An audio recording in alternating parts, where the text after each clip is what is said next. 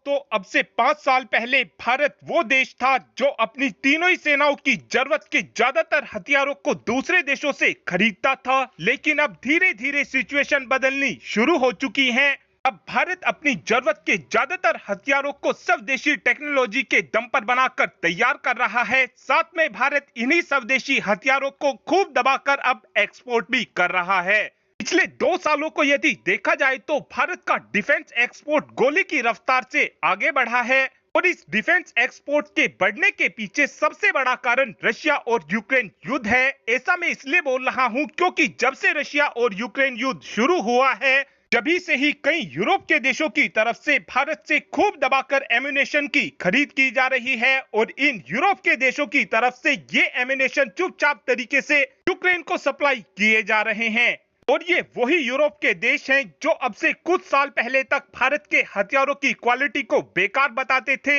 लेकिन अब जब इन यूरोप के देशों ने भारतीय हथियारों की परफॉर्मेंस यूक्रेन के अंदर देखनी शुरू की है, जभी से ही यूरोप के देशों ने भारतीय हथियारों का लोहा मानना शुरू कर दिया है। और अब तो कई यूरोप के देश भारतीय हथियारों को अपनी सेना में भी शामिल करना चाहते हैं।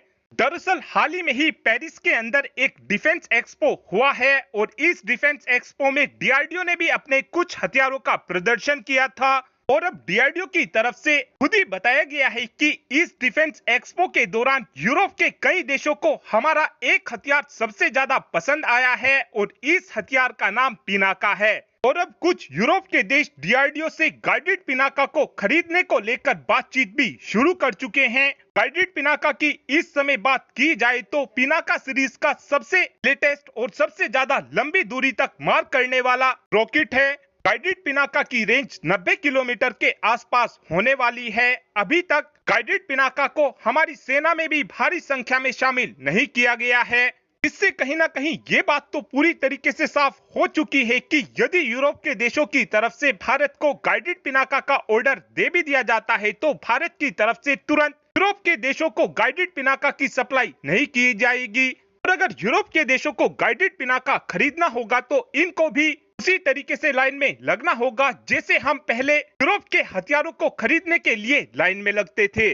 लेकिन इस बातचीत से अब कहीं ना कहीं ये बात तो पूरी तरीके से कंफर्म हो चुकी है कि भविष्य में यूरोप के देशों की तरफ से भारत के गाइडेड पिनाका को खरीदा जा सकता है।